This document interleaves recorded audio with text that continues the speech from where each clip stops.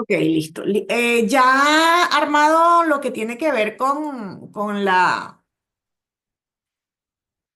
arquitectura inicial, donde pudieron montar el servidor Apache, el servidor BGCI y el Python en un Docker al laboratorio 7 y con la práctica que tuvieron a nivel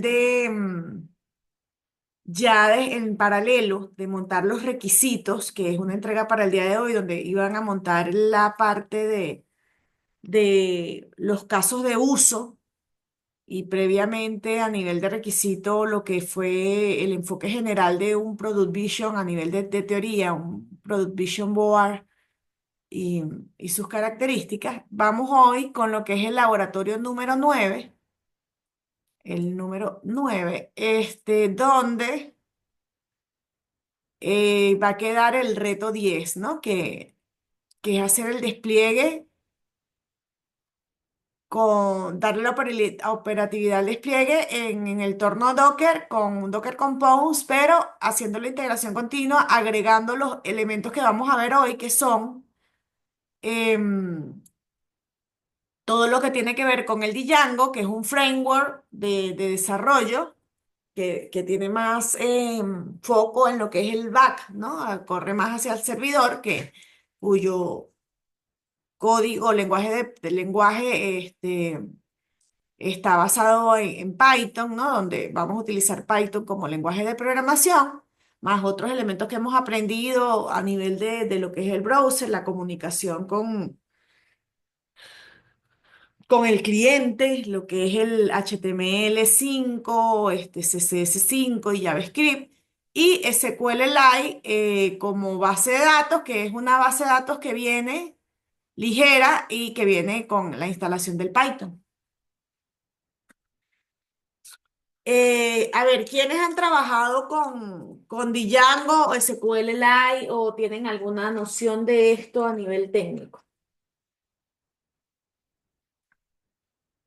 A ver, me levantan la mano.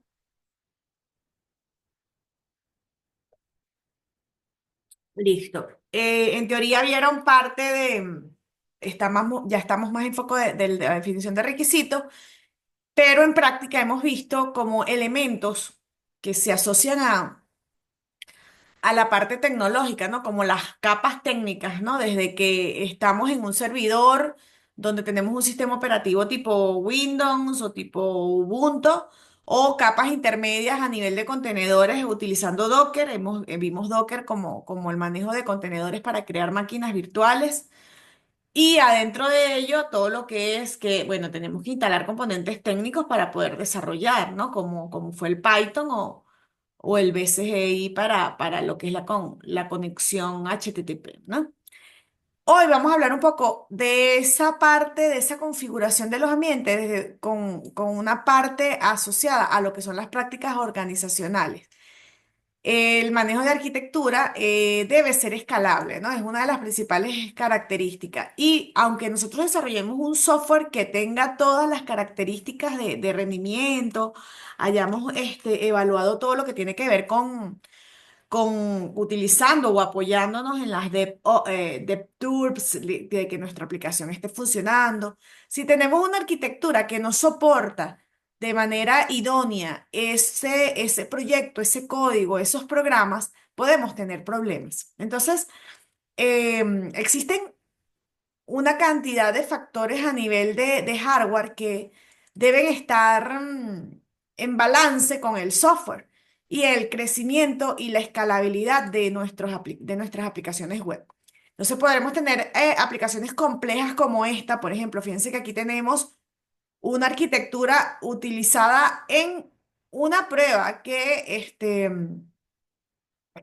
puede estar en la nube, que no son servidores físicos, sino en un Amazon o, o en Azure o en otros proveedores que nos dan espacio en la nube para colocar máquinas virtuales que nos permiten alojar aplicaciones, ¿no? Y crear arquitecturas como esta, o pueden ser servidores físicos. En este caso, un ejemplo Para una prueba tendríamos dos servidores de base de datos, donde tenemos un servidor principal, donde este que está acá es un servidor de respaldo. Vamos a hacer esto un poquito más amplio.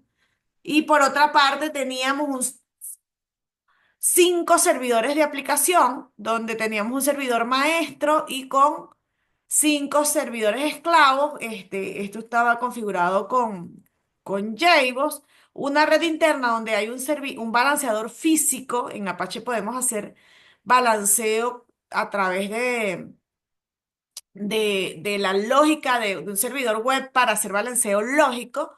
Y aquí había otros servidores asociados a mensajería. Y esto puede crecer, modificarse, actualizarse, ser más complejo aún. Podríamos tener aquí un servidor de contenido, podríamos tener otro tipo de servidores dentro de esto, podríamos crecer a nivel de servidores de aplicación. Y todo esto va en la línea de la disponibilidad del servicio de nuestra aplicación en base al uso y cantidad de usuarios, ¿no? Y bueno, por supuesto, las prestaciones propias de nuestro aplicativo. ¿Dónde se separa el servidor de aplicaciones? Se da mayor garantía a la seguridad de acceso y servidores de base de datos. Se optimiza el rendimiento, se balancean las cargas y se mantienen políticas de alta disponibilidad. Por ejemplo, murió esta base de datos, aplicó y me redirijo a esta otra. Incluso en servidores como Amazon, ese switcheo de equipos es de manera automática y un poco transparente para el desarrollador. Pero es buena práctica separar las capas de aplicativo, de lo que es el sistema como tal, la base de datos y otros servicios, como en este caso el manejo de mensajería o un manejo de un servidor de email o un manejo de contenido. Se pueden separar capas para facilitar las tareas del área técnica y de desarrollos de software y administradores, para minimizar el impacto de cambio del código, actualizar las políticas de diferentes aspectos de entorno y de la misma forma también son replicables para el desarrollo. Establecer pruebas y más formalmente entrar en producción para el uso de usuarios finales de la aplicación. Hemos hablado también dentro de algunas clases que podemos tener. Podría ser una réplica, en este caso era una arquitectura para pruebas, pero podría ser una réplica de un entorno asociado a un ambiente productivo o de producción. También podríamos tener un esquema donde solo tenemos un solo servidor para pruebas de aceptación de un cliente. Entonces, no solo las arquitecturas están asociadas a las diferentes capas que puede tener a nivel de tecnología o las necesidades de nuestro software, de nuestro aplicativo web, sino también al uso que se le puede dar a esos equipos dentro de todo lo que es la fábrica del software. En el presente laboratorio vamos a establecer pautas para separar servidor de base de datos y aplicación web, usándolos para desplegar el desarrollo y realizar pruebas, aunque no se replicará los mismos para varios niveles de por allí, Pebelin, creo. Alexander, tienen el micrófono abierto. ¿Ok? Entonces, aunque se aplicarán lo mismo, digamos, vamos a tener un espacio más controlado, la idea es que entendamos los niveles de certificación y nos dé una idea clara para la utilidad de esto dentro de una realidad empresarial. Entonces, un entorno, y nosotros vamos a trabajar con Django, que es un framework web de alto nivel que permite el desarrollo rápido de sitios web. ¿Qué dijimos sobre los frameworks? Los frameworks son ese esquema de trabajo, digamos, la palabra framework como tal, y bueno, también se utiliza además en el argot computista, en varios, por ejemplo, si existe a nivel de metodología, framework, disculpe, como, como Scrum para darnos la estructura o las bases de un método de trabajo, ¿ok? Mientras que en este caso nos da una estructura definida para el desarrollo del software. Entonces, existen frameworks a nivel del front, como es el caso del back, perdón, como el caso de Django, pero existen frameworks que trabajan más hacia el front, como es el caso de React o Angular. Entonces, dependiendo de las necesidades que tenga el proyecto y otros factores de evaluación de software, de componentes técnicos, se toman decisiones. Y en este caso, nosotros vamos a trabajar con Django, puesto que en esta fase de la asignatura, la idea es que conozcamos un poco sobre frameworks que trabajen con back, ¿no? Que sean más llevados hacia lo que es la parte del servidor. ¿Cuáles son las características importantes de Django? Además de que, bueno, puede trabajar con Python también que trabaja con Python, bueno, tiene una batería incluida, proporciona casi todo lo que se necesita de la fábrica, lo que son componentes técnicos que nos podemos bajar para reutilizarlo. Entonces, un framework nos da todo este caparazón para en donde vamos la estructura del edificio para colocar las paredes. Además, es versátil porque se puede construir desde el sistema de gestión de contenido hasta redes sociales. Posee gran ayuda para evitar errores comunes de seguridad y proteger automáticamente el sitio web. Y además es código abierto, gratuito, con una comunidad activa, que hemos dicho que dentro de los factores de evaluación de un software es importante tener ese resguardo de la comunidad activa, puesto que nos permite entender la madurez de algún componente técnico. Así como Django con Python, pues está Laravel para PHP, que son herramientas que están listas para manejar tareas comunes como la autenticación y la conexión a la base de datos o diseños de interfaz. Entonces, esto, como un componente técnico, nos va a ayudar a agilizar nuestro desarrollo. Mientras que SQLite es una base de datos relacional de código abierto que se destaca por su simplicidad y eficiencia y que, bueno, es ligera, tiene un motor de base de datos bastante ligero, es un tamaño que más menos de 2 TB, permite trabajar con base de datos hasta 2 TB, pero ella en sí, cuando la instalas, es súper ligera.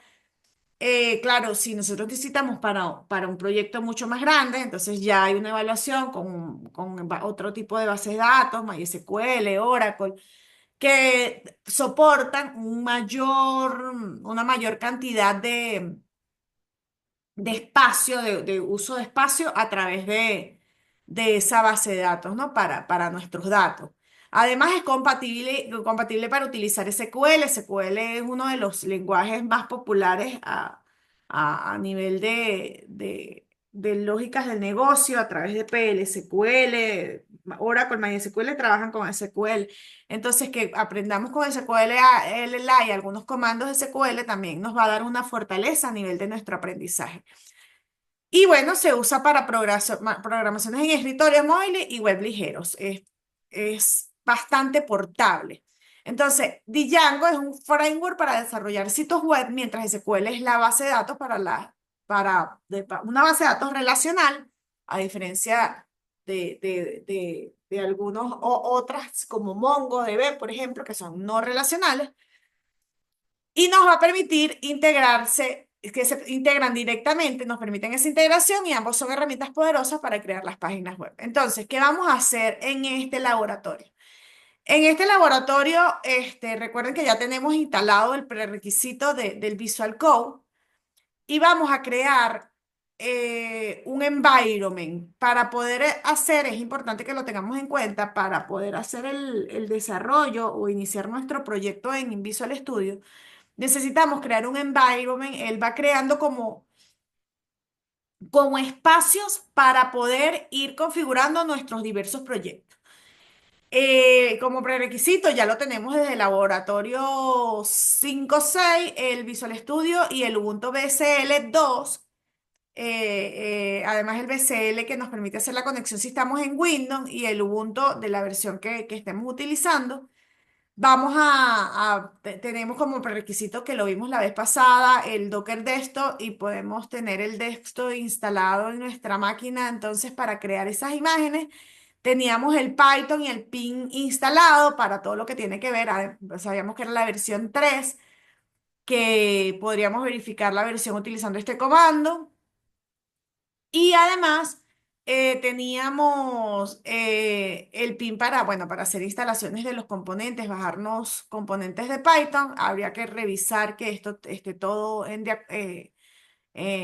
nuestro entorno idóneamente ya para trabajar con Visual Studio.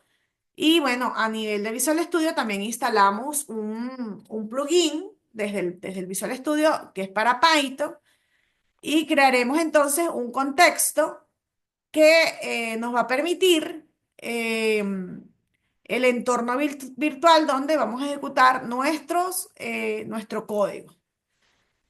Las instrucciones en el laboratorio están bastante claras. La idea es que, a ver, quienes están por acá ya tienen todos estos prerequisitos configurados en su máquina y está todo ok para continuar con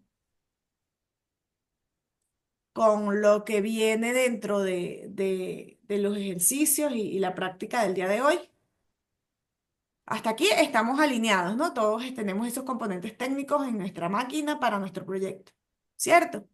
Tenemos que recordar que la carpeta Virtual Environment contiene una instalación del Python independiente al sistema, más los paquetes que allí se instalen, otra diferente la carpeta en la que se vaya a desarrollar. Algo haciendo uso, algo, a desarrollar algo haciendo uso de los paquetes. Lo normal es tenerlos separados. ¿Por qué? Porque nosotros podríamos tener una versión de Python para un proyecto y otra versión para otro proyecto. Como consecuencia de que se está desarrollando, se crean carpetas llamadas Django o un script de Django PY. Eso puede interferir con los imports. Es recomendable crear entornos virtuales dentro del directorio para que cada cual tenga sus repositorios independientes y cada uno su propio entorno virtual. El nombre más común es W Environment, perdón, B pequeña Environment o V como lo llaman en algunos países, Environment. Para seguir la conversión de Python, algunas herramientas como el PyM también tienen como valor predeterminado este nombre si las instalas en el directorio del proyecto. No hay que evitar usar eh, hay que evitar usar este que está aquí, dado que da conflicto con los archivos de definición de variables de entorno. Entonces, se entiende el manejo de lo que es un environment dentro de un proyecto Python para iniciar el desarrollo. Sé que la práctica hace el maestro y quisiera validar que todos están con los requisitos DON. Muchos, vamos. A ver, manitos arriba quienes ya tengan su entorno configurado. Ok, ok. Todos tienen su entorno configurado, manitos arriba. Ok. Listo. Vamos entonces a tratar de montar la práctica y eso significa instalar el componente de Django a través de ping install. También una de las cosas que sucedió en el laboratorio pasado, recordemos que como estamos trabajando con imágenes Docker, en algunos temas, en algunos casos, las imágenes de Docker traen componentes, ya los componentes técnicos. Nosotros podemos buscar una imagen que ya tenga instalado el Ubuntu, el Python, el Ping, el Django, ¿ok? Eso lo podemos hacer. Aunque hay que tener cuidado del hecho de que, aunque esté en la imagen oficial, o sea, no imágenes que están en el repositorio oficial del Docker, debemos buscar proveedores que sean de los oficiales, por ejemplo. Si buscamos Ubuntu, lo ideal es que busquemos siempre proveedores imágenes que estén certificadas, aunque allí cualquiera podría subir imágenes que comparta y apuntar a repositorios propios o Git o a Git, dentro de Git de cualquier otro proyecto, ¿no? Porque también hay casos donde hay proyectos dentro de esas imágenes Docker. No obstante, es importante, es súper importante que que revisemos cuando bajemos una imagen que ya está construida, lo que tiene adentro. ¿Y qué nos va a permitir esta práctica? Que nosotros lo hagamos de forma manual, paso a paso, entender cómo validamos cada uno de esos componentes, además de encontrarnos con problemas que podrían verse de manera frecuente en la parte técnica, como pasó en el reto número 7 donde tenemos algunos conflictos por resolver y ese proceso de investigar, porque tenemos problemas de compatibilidad o de actualización de versiones, entre otras cosas. Siempre lo ideal es escoger versiones que estén estables y tengan cierto tiempo en el mercado. En muchos proyectos nos van a decir explícitamente, estamos trabajando con la versión tal. En este caso, vamos a tener un poco de libre albedrío, pero para hacer la selección es importante que nosotros hagamos ese análisis, ¿ok? Ahora, luego de que se hace la instalación, esto se tarda un poquito dependiendo de su equipo. ¿Listo? Si lo tienen allí, lo pueden ir ejecutando. Vamos a hacer la verificación de que se instaló de forma correcta haciendo este comando, ¿no? Un Django admin version.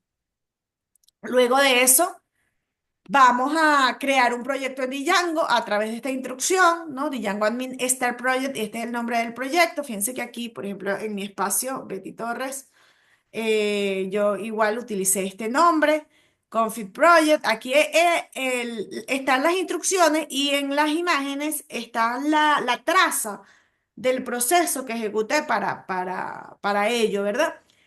Es como lo que llaman en QA las evidencias, ¿no? Pero la idea es que ustedes vayan ejecutando esto y, por ejemplo, aquí van viendo que esto está dentro de un environment, BEB, que es lo que recomiendo arriba, y además está con el usuario que corresponde. A ustedes le va a aparecer, por supuesto, otro user que depende de su entorno, ¿ok? Del que ustedes crearon dentro de su Ubuntu, que además debe tener permisos, ciertos permisos para poder ejecutar estas acciones.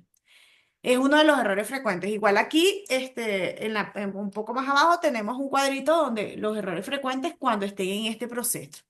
En este punto podemos validar que el proyecto se carga y podemos hacer un manager.runServer, que es ya, estamos llamando a la parte administrativa del Python para hacer la corrida. Entonces, crear una aplicación dentro del proyecto ejecuta esto que está aquí con un start app, ¿ok? Haces el start de mi proyecto que estoy creando. Luego de eso vamos a hacer la configuración de la base de datos SQLite. Python trae una versión light, solo se requiere actualizar la versión, ¿no? Haciendo un sudo apt install. Por eso digo que es opcional. Si ustedes revisan y verifican a través de la instrucción qué versión de la base de datos tienen, que está un poquito más abajo, cómo validarlo, no necesitan hacer el upgrade. Cuando ustedes hagan el upgrade de la base de datos, que después que hicieron la instalación, hacen este y tal, les va a aparecer este tipo, este prompt, ¿no? Que les va a indicar, bueno, para el usuario tal, estamos leyendo, estamos instalando, hicimos los nuevos paquetes instalados y le va a decir, ok, ¿no? Proceso done. El proceso fue hecho y allí pueden ver, después con SQLite 3 van a verificar qué versión tienen, ¿ok? Luego abren la carpeta del Visual Code para dirigirse a la consola y hacen la verificación del archivo setting.py, ¿no? La extensión py de Python. Establecen la configuración de la base de datos por defecto, que es esta que está aquí. Es como viene por default, porque, como les decía, Python viene ya con una versión de SQLite. Luego crean sus modelos y aquí entonces aquí sí vamos un poco a profundizar sobre em, el tema de modelos es como un poco el tema de las estructuras de nuestro proyecto, ¿no? Entonces, para eso tenemos que hacer ciertas importaciones, como el de setting, de modelos, de TypeSum. Y nótese aquí las características de cada uno. Por ejemplo, aquí tenemos un modelo donde tenemos un foreign key de la tabla de Author User Model Y aquí tenemos que contiene título con unas características de longitud. Tenemos un texto que es un campo text file. Tenemos un campo tipo daytime file, donde le decimos además que tiene que utilizar el TISOM now, entre otros aspectos. Les suena, digamos, esta parte donde estamos definiendo el modelo, se les hace similar a otra configuración que hayan hecho con anterioridad dentro del proyecto, de algún otro proyecto, alguna otra asignatura. A ver, estamos claros en los tipos de datos, entre otras cosas. ¿Ok? A ver, ¿qué se les ocurre que hace esto? Que acá abajo está un poco la explicación de cada uno de lo que tenemos allí. A ver, vamos a verlo antes de leer la siguiente parte. A ver, aparte de lo que acabo de mencionar. A ver,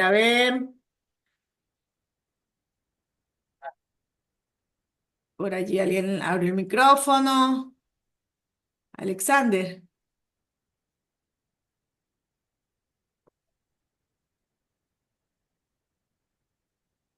Ok, este es como un script para su creación de estructuras, ¿verdad? Entonces, todas las líneas que comienzan con from e import son líneas para agregar a algo en otro archivo. Así que en vez de copiar y pegar las mismas cosas en cada archivo, podemos incluir un import.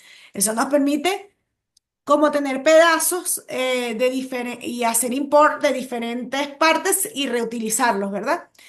La clase model, esta línea define nuestro modelo, es un objeto. Class es una palabra clave que indica que estamos definiendo un objeto, que es esta que tenemos por acá, class post model, ¿verdad? Y el post es el nombre de nuestro modelo.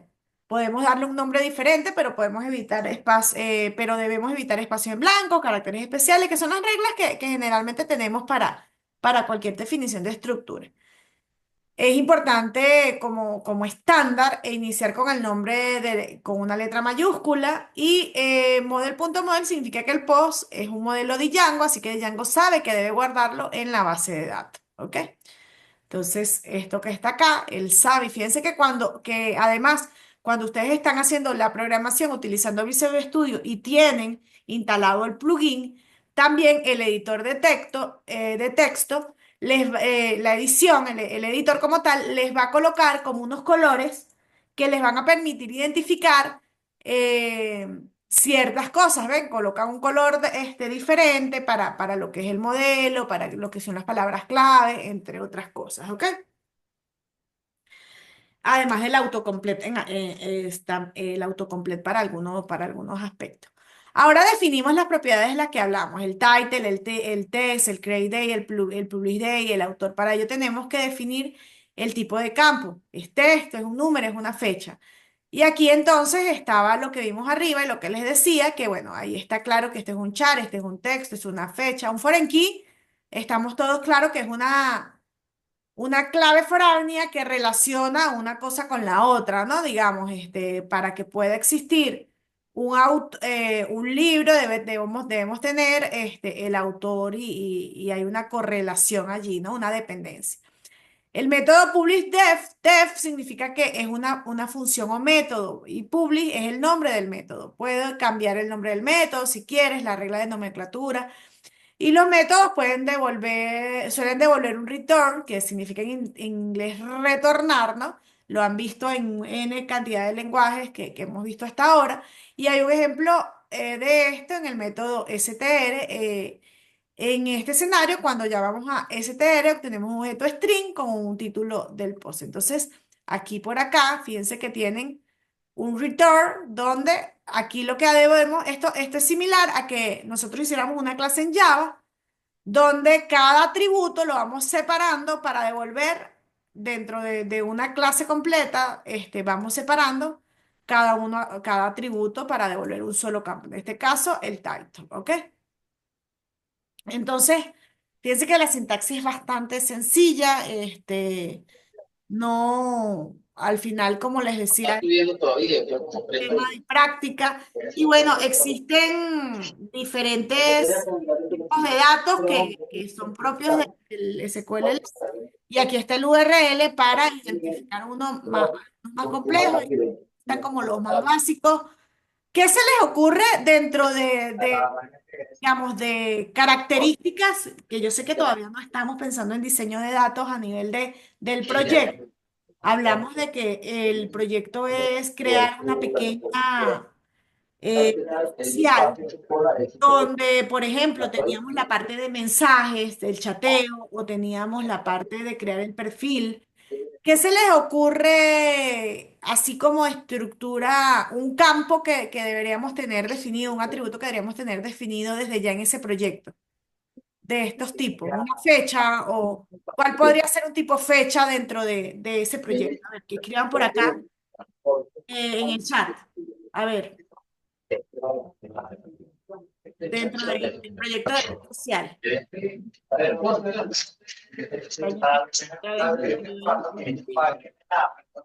Ya ven, exacto, la fecha de publicación es una fija dentro de lo que es red social. Vamos a tener ese campo como parte de nuestra estructura. A nivel de las publicaciones, los comments, por ejemplo, debería ser un texto. Em, eh, es Pebelin, creo que estoy tratando de hacer el video, pero no me deja hacerlo desde acá. Ok, ya muteó. Ok, entonces, por ejemplo, los comen. ¿Quién más se le ocurre otro campo basado en estos tipos de la estructura que van a empezar a diseñar en el proyecto? Además, bueno, listo. Entonces, dependiendo del tipo de dato, podrían tener una cantidad de tipos o características y eso depende, por supuesto, viene del requisito y las características de ese atributo dentro de mi tabla, dentro de mi clase, dentro de mi estructura que al final se traduce como estructura de datos, ¿verdad?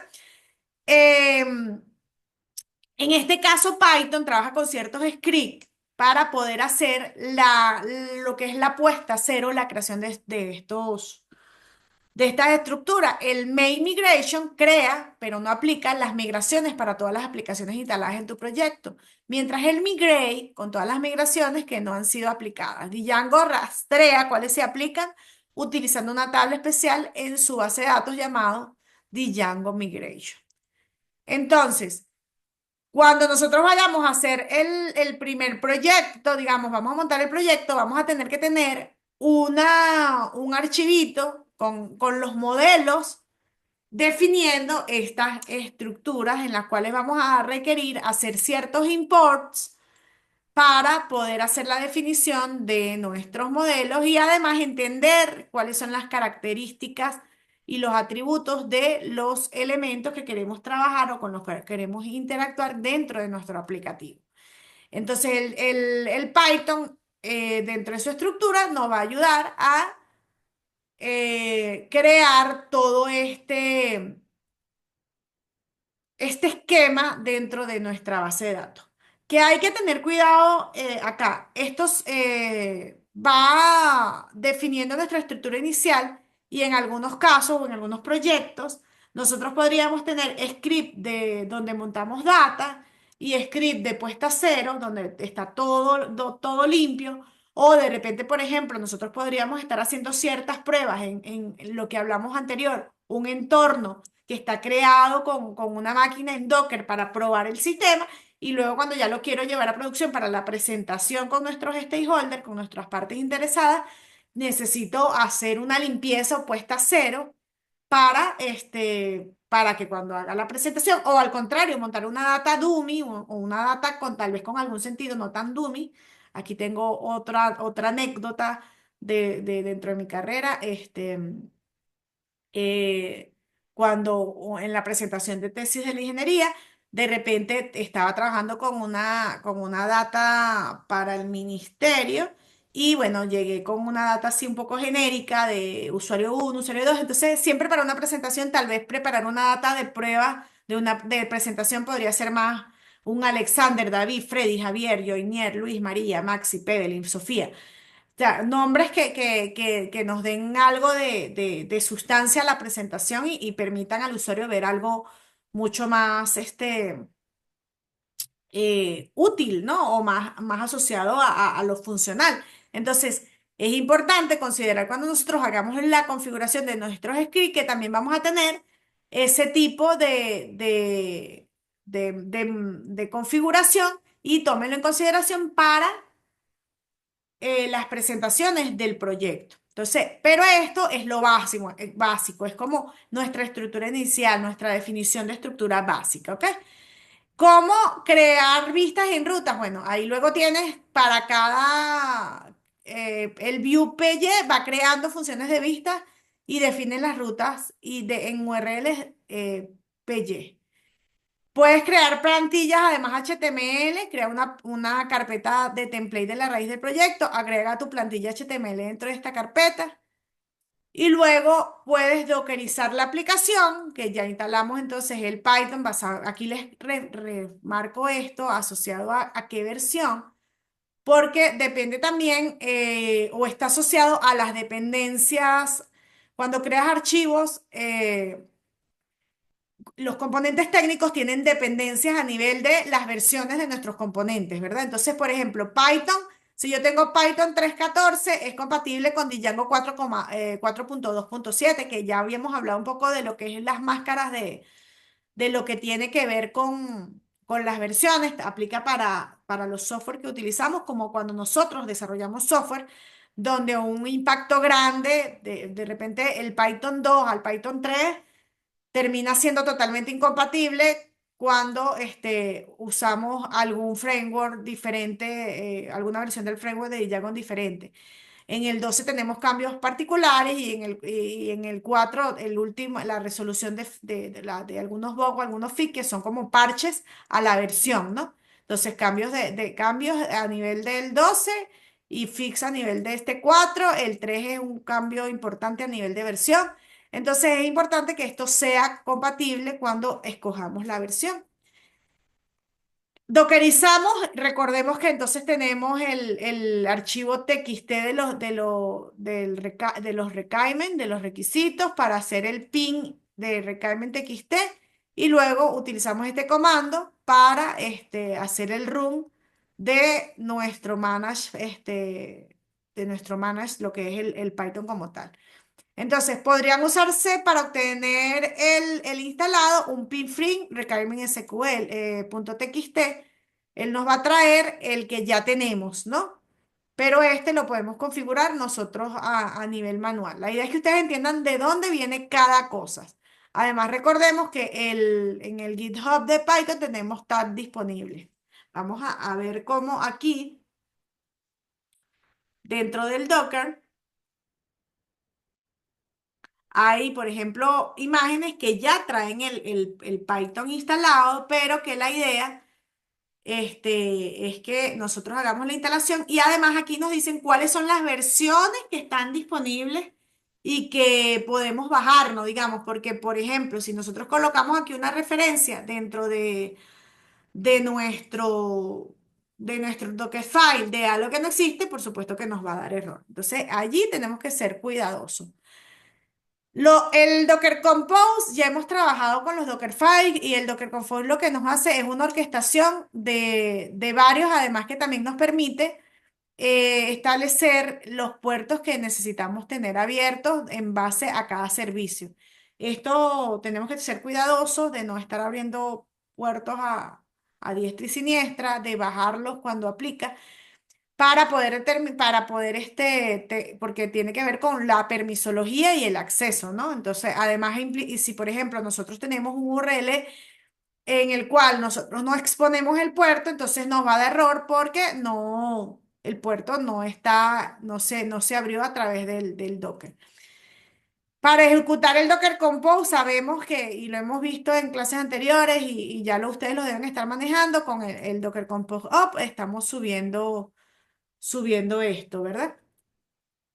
Luego podemos entonces ya subir a nivel del localhost, si ya subimos nuestro componente Docker. ¿Y cuáles son errores que son problemas frecuentes? Bueno, tenemos que asegurarnos que la ruta del Python Luli, esté correctamente en el sistema. Debemos estar, déjenme hacer el print screen de la asistencia de hoy, que ya van a ser las 10 y sé que en esta hora algunos van saliendo. Hago el paréntesis. Entonces, esto es como el paso a paso. Y en la documentación técnica en cualquier compañía, utilizando herramientas como Confluence o en algunos casos el mismo Word o compartes en PDF, siempre esta sección es útil porque nos ayuda a entender, wow, cuáles son los problemas que se le presentaron a las personas cuando están utilizando la documentación técnica. En este caso, yo la agrego por acá para que si se les presenta, vayan a esta sección para ver si ya está la solución, ¿no? Y ya, y bueno, y como paso adicional, evidentemente deben investigar, o debemos investigar si hay algún paso que de repente deja de ser pertinente con cambio de alguna versión o porque escojan una versión diferente de Python o de Django. En este caso, no se reconoce el Python 3, entonces hay que estar seguros de que la ruta está regada al sistema. En el Windows, eh, algunos componentes técnicos se tienen que agregar en las variables de entornos, ¿no? Entonces, es importante que lo consideren para que puedan correr si van a hacer pruebas de manera a través de ventanas de comando, por ejemplo. Para el Manager App Execution Island tienen que tener esto prendido, ¿ok? Si están trabajando en Windows. Esto era con Windows 10. A mí hace poco se me hizo el upgrade de Windows 10, de Windows 11, pero continúan siendo pertinentes. Y por Django, no, aquí hay otro error. Como les digo, siempre es importante en hacer el log, hacer el monitoreo, revisar los logs de qué error me está dando para poder resolverlo. Y aquí, por ejemplo, este error puede pasar cuando configuras el Python pack, evaluando dónde está el Python realmente, utilizando la ruta que corresponde. ¿Ok?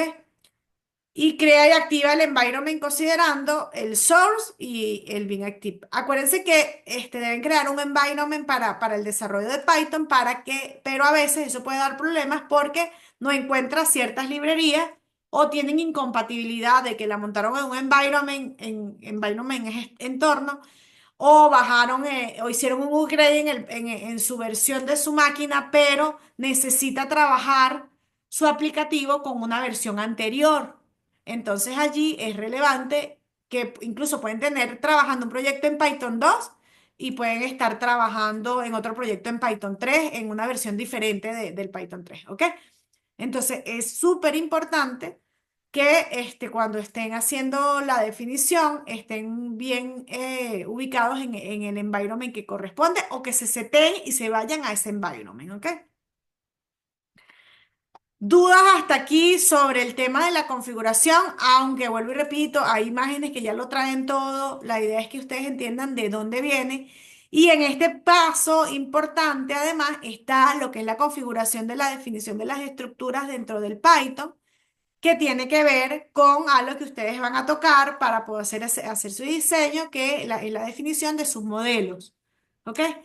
Se entiende hasta aquí la parte teórica, algunos ya han podido ir adelantando en paralelo esto en la práctica. La idea en realidad es que estuviéramos en un laboratorio y cada quien en su máquina empiece a hacer su práctica. Además, ya también ir casándolo con las necesidades que se están presentando a nivel de su proyecto, ¿no? De que, ajá, esto lo voy a utilizar para mi proyecto, aquí voy a hacer este cambio, como lo dijimos allí, por allí alguien comentó, de que vamos a tener una fecha de publicación, por ahí hablamos de que vamos a tener en el modelo deberíamos tener algo que nos haga el log o el registro de los comments, que como ya lo dijimos, el Django trae ya estructuras que podemos reutilizar, por ejemplo, la parte de usuario y de seguridad. Entonces allí en el proyecto que van a trabajar es por donde se van a encaminar, no tienen que irse desde cero a hacer esas estructuras. Y allí Django trae ciertos componentes que nos ayudan con eso.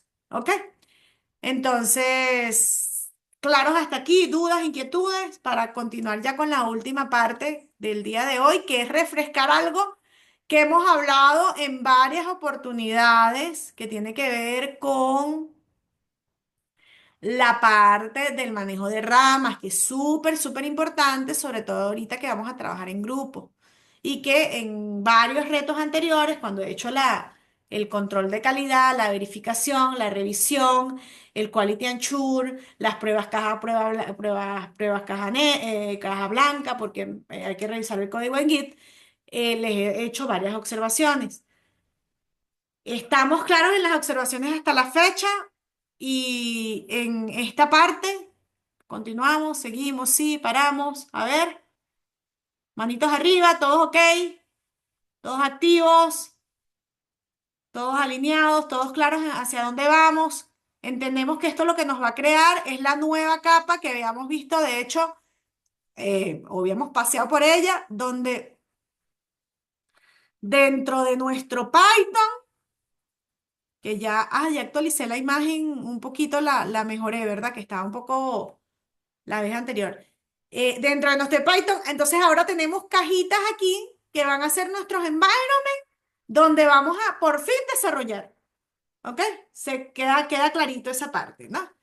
Entonces, ya ahorita sí vamos a echar código, como quien dice, ya tenemos el environment montado y ya vamos a poder primero definir estructura de datos o modelo de datos o a través de la configuración del Python inicialmente y ya luego dentro de la aplicación interactuar con esos componentes, ¿no? Entonces, ya estamos a lo que vinimos, ¿no? A desarrollar parte web.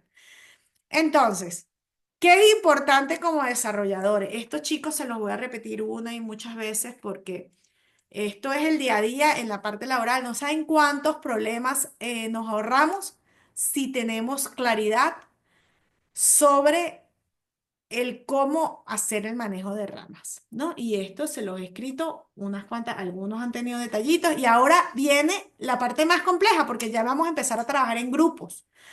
Entonces, como recomendación y como lo hemos visto, primero, debemos establecer unas políticas para el manejo de código, donde si son varios programadores, ideal cada uno tenga su rama.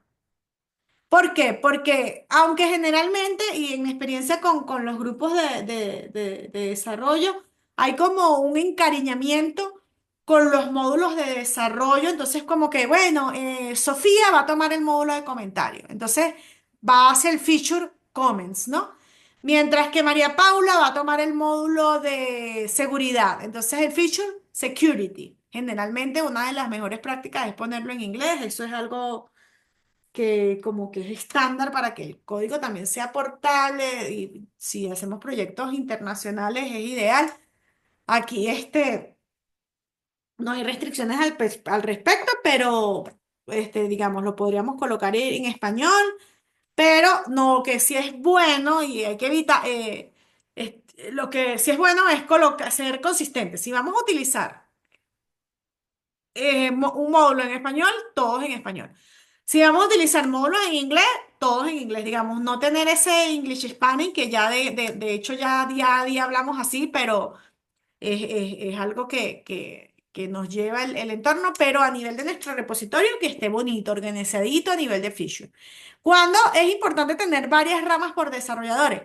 Cuando un desarrollador va a trabajar, varios desarrolladores van a trabajar en un mismo componente. Y ejemplo vamos a hacer el módulo de publicación y alguien se va a encargar de todo lo que es la parte de botones asociados a los likes, a los no me gusta, depende de la definición que vamos a hacer a nivel y la vamos a revisar ya hoy era la entrega de cuál es el alcance de eso. Pero otra persona se va a encargar de hacer la redimensión de imágenes dentro de si veo lo que es todo el proceso de, bueno, si lo voy a ver a través de un teléfono o lo voy a ver a través de una página web de tipo lacto o lo voy a través de un dispositivo tipo tablet o lo voy a ver a través de un televisor inteligente, eso me tiene que hacer una redimensión de imagen. Entonces, esos features pueden ser muy particulares, pero puedes estar en un solo componente. Muchas veces se estila que los features están casados con los casos de uso.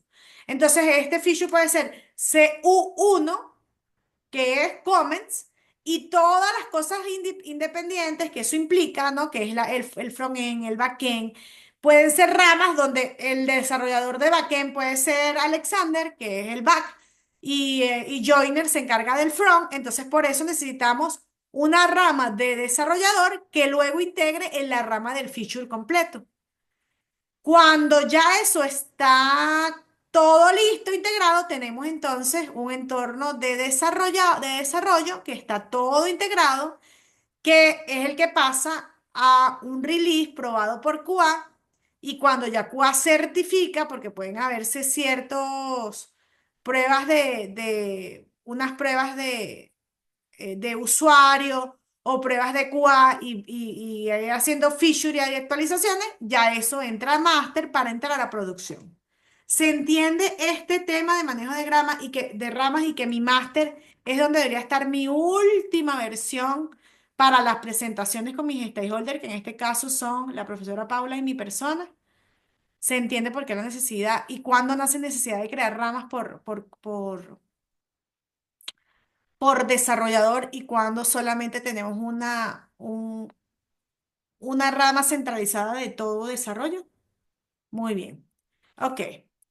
¿Se entiende por qué he sido tan, a ver, incisiva en las revisiones? Y bueno, es importante también, cuando es el QA, que yo también les había recomendado que, por ejemplo, si el equipo está compuesto por Freddy y desarrolló el módulo de comentarios, que lo pruebe Javier, el módulo de comentarios, y que además le publique un release en su rama específica, no le publica máster, le va a publicar la rama que hay que probar. Que hagan el switcheo a nivel de un devel, que es el que desarrolló, y un QA, que es el que lo prueba, para poder tener un producto de calidad. Entonces, hemos hablado que deber, según la política establecida, el equipo se integra las ramas previas para la funcionalidad o por programador. Y que pudiendo usar la referencia de los IDs de los issues de requisitos, que es lo que dijimos, los usé, y los fix, que por ejemplo aquí pueden hacer rama fix cuando alguien encontró dentro de una prueba un error y hay que corregirlo. Entonces se hace el fix y se integra con el feature, ¿ok? Master están los cambios y correcciones que se encuentran listos para ser mandados al ambiente de producción, ya probados de manera interna por el equipo. Sobre la integración continua, también es importante mencionar que esto ya es un tema un poco más evolucionado y tiene que ver con lo que se llama la rama actual de los DevOps, que viene son siglas asociadas a desarrolladores de operaciones, que es el que controla todo lo que vimos en la primera parte de lo que tiene que ver con los despliegues en los diferentes entornos y la arquitectura.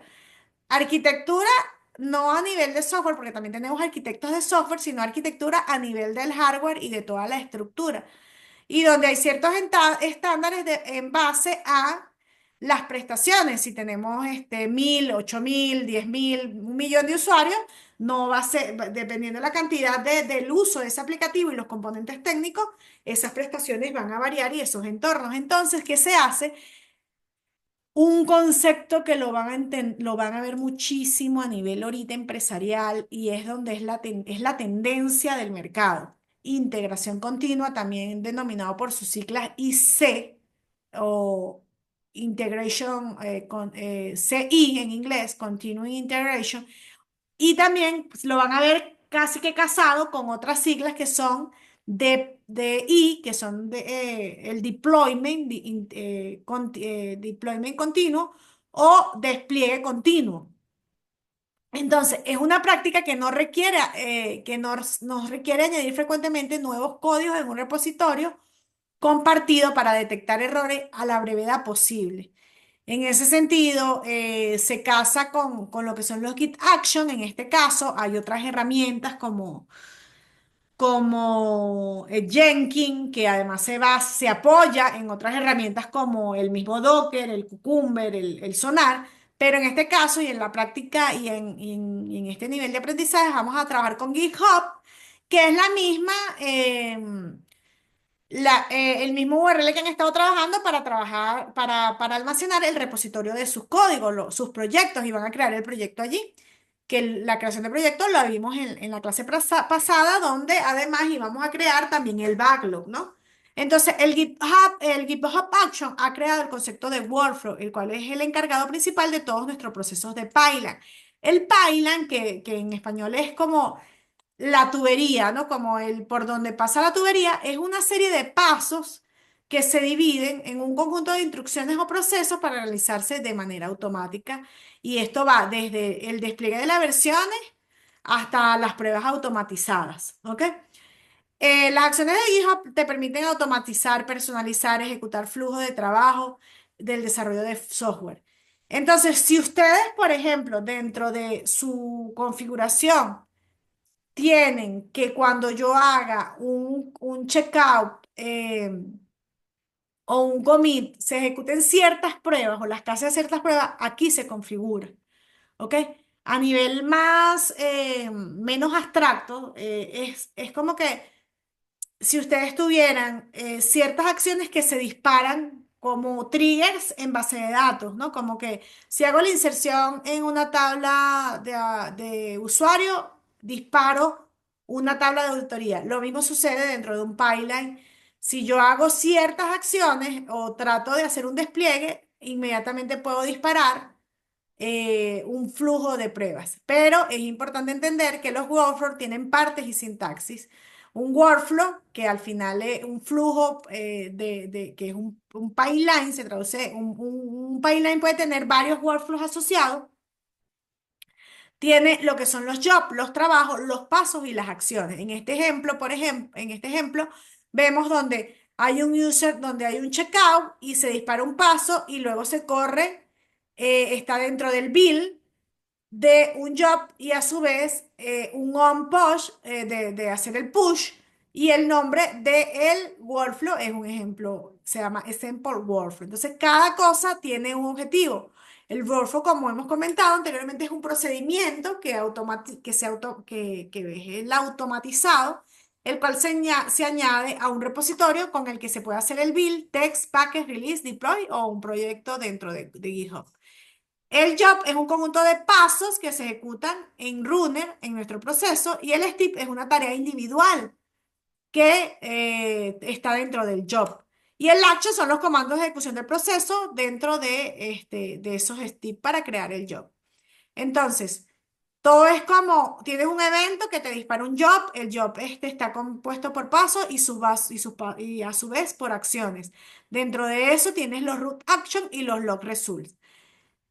Para crear una acción con Docker, lo que necesitamos es tener ciertos parámetros que estos son que están acá. El run, que es obligatorio, un user, que es obligatorio, imagen, los argumentos que son adicionales, el environment y el entry point del Docker. Además del pre-entry point, que es opcional, que se suele utilizar para realizar configuraciones antes de la ejecución. O sea, este sería como nuestro prerequisito. Y luego un post-entry pod, que son pasos que se ejecutan a posterior de la ejecución de mi script.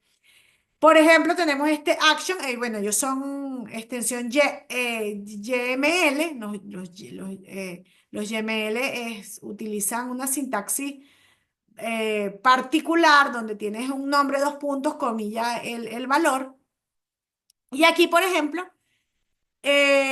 repite un número de veces el texto indicado. Esto puede funcionar como un script. El texto que queremos repetir varias veces se coloca aquí, el número de veces que queremos es como un script que se utiliza y se configura dentro de mi Git Action con sintaxis YML que es conocida por mis Docker, ¿ok? Entonces todos los archivos que tengan que ver con esta acción van a estar en la ruta GitHub Action Docker Repeat.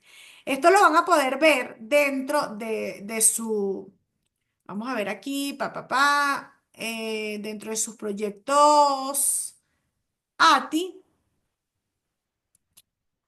¿verdad? Cuando se entren a su espacio, a sus proyectos, van a tener aquí un menú, ¿verdad? Y en ese menú van a poder ir configurando estas acciones, ¿verdad? Entonces, a ver, en este caso, y aquí en el laboratorio lo pueden notar, aquí tienen el archivo. Aquí además tienen un main Python que hace, en este caso el Python va a ser como mi disparador, ¿verdad? Para luego de haber creado este archivo, el siguiente paso es crear el Dockerfile con el contenedor que hace el call a este a este archivo que está aquí, a este código que está hecho en Python. Y luego es que hacen el Action Workflow YML, que es este que está aquí en este ejemplo, que la idea es que lo ejecuten, lo prueben, para que sea la base para lo que viene dentro del proyecto, que es hacer pruebas automáticas de su código. Este flujo se ejecuta cada vez que hagamos un push al repositorio por la instrucción que está acá. ¿Ok? Cuando haga un push, ejecútame estas acciones que tengo aquí adentro. ¿Ok? Y en la cápsula de acción del Docker, vamos a ver esto. ¿Y cómo podemos ver la aplicación se ha ejecutado dentro del contenedor Docker? Hemos definido el Dockerfile. Este es un ejemplo muy sencillo, pero acá, fíjense, aquí en esta página, tienen una cantidad de instrucciones que ustedes podrían utilizar para colocarla dentro de su YML, para diferentes acciones dentro de su repositorio. ¿Ok? Dentro del código. Yo hago algo en mi código, disparo y ejecuto. Y esto lo que nos ayuda a futuro es que yo puedo hacer un despliegue y puedo hacer que corran pruebas unitarias y puedo hacer que corran pruebas automáticas de front o puedo hacer que si no se cumplen ciertas estructuras, por ejemplo, dentro de mis políticas, yo digo que toda la todas las ramas deben empezar por CU numerito. Yo podría, a través de mi flujo de trabajo, un post, un commit, una acción de montar en mi repositorio, dar una alerta que también nos los permite los Git Actions, una alerta, decir, mira, no se está cumpliendo la sintaxis. Es decir, podemos hacer validaciones de nuestro código bueno, y por supuesto, si algo que estoy montando en el repositorio no es compatible, de la misma forma nosotros, así como nos va a dar errores al hacer el push y nosotros realizamos la integración y hacemos la prueba automática, eso nos va a fallar. Entonces, es un poco el objetivo de lo que es la integración continua que tengamos escriba automatizado utilizando los workflows dentro de un pipeline para encontrar errores de una manera rápida apenas al momento en que el programador está haciendo el push o se está haciendo un despliegue, ¿ok? La sintaxis, como les digo, es bastante amplia, hay una cantidad de comandos que pueden revisar y dentro de sus repositorios van a encontrar las opciones para crear su pipeline de acuerdo a su proyecto, ¿ok? Dentro del repositorio, ¿ok? ¿Dudas hasta aquí, chicos? ¿Alguna inquietud?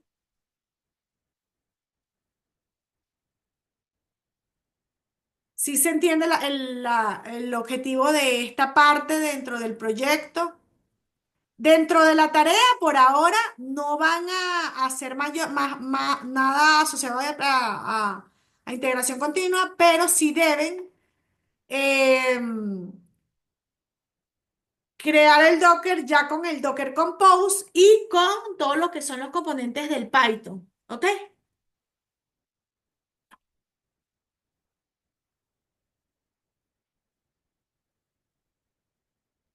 ¿Dudas? sobre el respecto, alguna inquietud.